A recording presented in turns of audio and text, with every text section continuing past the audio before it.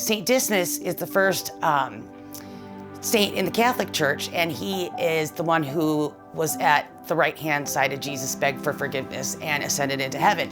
And so he's the good thief. So, and everybody knows I'm a felon too, but so what else are you gonna call a house full of felons? Sorry, it's my little thing.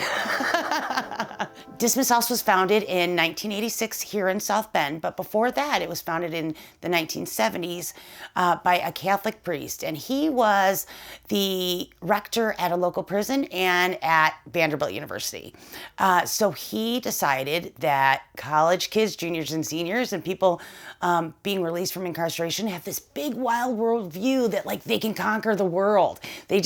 They can do it all. So he decided to build a house for people coming out of incarceration and juniors and seniors, and he named them Dismas House. In the early 80s, a student from Notre Dame went to do a summer internship at the Nashville Dismas House, and she came back up here and she's like, we have all these colleges and universities, we need one of these too. So she went to the URC, the United Religious Community, and then in 1986, Dismas House was founded, and we've been in the same house since then. It's a big Victorian house on South St. Joseph Street between the post office and Social Security, and Transpo's right there, and it just makes the area where we're at makes it work because everything is right here for everyone. Dismas House means family, friends, and life to me right now anyway.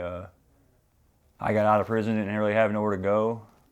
I don't have to be here, I just came here willingly, and I wanted a spot to help me kind of get ready for society, like so I'm not just released into nothing, so I have structure, rules, stuff like that. So our residents have to agree to stay at least 90 days, and they can stay up to 2 years because we're transitional housing. We have men and women, volunteers, staff and interns here at the house, but we also, what makes it special is dinner time. So when communities come help cook and dine with us, you can't tell who's a resident and who's a volunteer. And that's what makes it special. The dinners and sitting down to eat with us is huge. When you kind of are locked up or incarcerated, or even if you're in addiction, like you're secluding yourself, you're moving yourself away from your family, you're moving yourself away from your friends, whether you realize it or not, you're just pushing everybody away. And then you kind of, you're alone.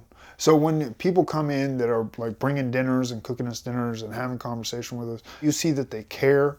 And then that transfers into, now you want to do that for somebody else. Everyone's real helpful. And like everyone that lives here and staff, we're all like family sort of. So it's just, I gain a lot from it. I'm held a job for 2 years now, which I haven't held a actual job where I have benefits and I have a lot of like responsibility. So, I mean, I don't like paying bills and stuff, but I'm doing it. Being with all these different people is nice, but it's nice to see that we can give something to some people and they reciprocate it and give something back to us. Like, show that we're appreciated and people care. Because, I mean, some people that come through here, I'm sure, might not have anyone out there. And just having someone do something simple as bring dinner can really mean a lot to someone. I think the reason I really do love working here is because it's one of the ways that I practice my Christian faith. This is standing in solidarity with people who are marginalized, and that's why I love it so much. And I think it's instilled kind of a realistic passion in my heart for serving Christ's people.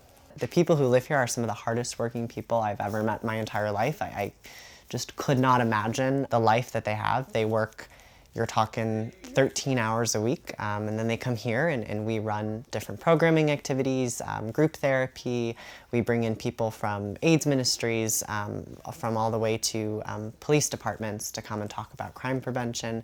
And so you learn a lot, but it's also really inspirational too, to see how hard these people work. I think that Dismas works because we work as a family. So when somebody graduates, that's when they finish their client-specific plan. That's when they're getting their own place.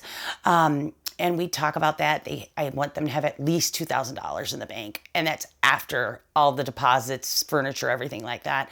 Then they graduate. And so when somebody graduates our program, they only have a 14% chance of ever going back to incarceration. And there's all sorts of different stats from Indiana. It's like if you have, but the average is 56%. And I really think that that's because of our family atmosphere. When somebody walks in the door, did you see the sign? You gotta get it. It says, welcome home, and they get a big hug and they get told welcome home. Because sometimes a resident has never had a real home. It's home, it's home. So I'll be at a meeting or whatever and it's like, where are you going? I'm going home, but not really this one. It means second chances, it means family, it means love.